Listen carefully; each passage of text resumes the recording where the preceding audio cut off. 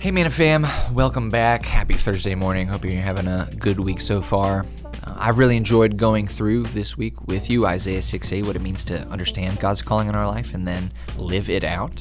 Yesterday we had the opportunity to talk about general callings, how as believers there are things that we're all called to do, like forgive, honor our mother and father, be witnesses, go forth and make disciples. But today I want to talk about specific callings. You see, God gave you a specific gift mix, a skill set that allows you to be a part of advancing His kingdom in a unique way that no one else could. We see that in places like 1 Corinthians chapter 12, verse 28, where it is written, "And God has placed in the church, first of all, apostles, second, prophets, third, teachers, then miracles, then gifts of healing, of helping, of guidance, and of different kinds of tongues. Are all apostles? Are all prophets? Are all teachers? Do all work miracles? Do all have gifts of healing? Do all speak in tongues? Do all interpret? Now eagerly desire these gifts."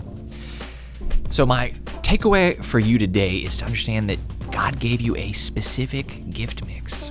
And so my two questions for you are, if you don't understand what those are, then what are you doing to identify that gift mix? And what are you doing to build it once you have identified it?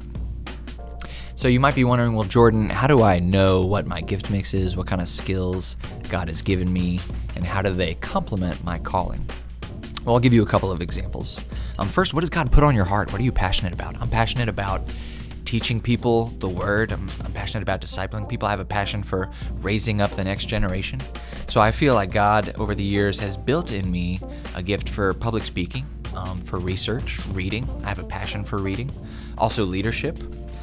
And so those are some things that complement my calling, which if I had to put it in a sentence, I feel like God has called me to preach His Word to His people. And you look at, well, who is His people? We're all God's children. Some of us know it, and some of us still don't know it. We'd call them the lost. But that's my calling. And so that'd be my question for you. What does God put on your heart? What are you passionate about? What do you feel like you're innately good at? And then my second question for you would be, what are you doing to develop those skills in a way that honors God and contributes to advancing His kingdom? So for me, it means constantly reading. How can I make myself better at my craft? It also means practicing with my skill sets in ways that benefit other people.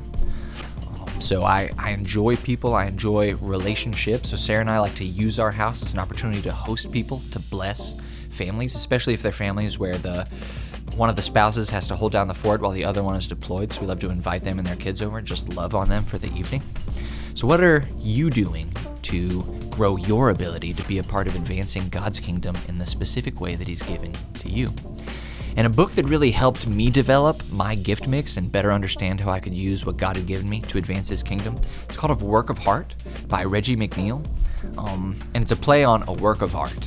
The idea being that God created you with real intention and love and purpose, but we have to discover it. It's not going to be immediately obvious. You don't get born with a pamphlet that says, Jordan, this is your calling, and these are the 3 things that support it. No, it's a journey. You have to discover it.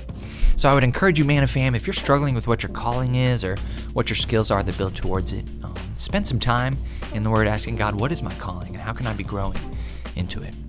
All right, look forward to seeing you tomorrow. Take care.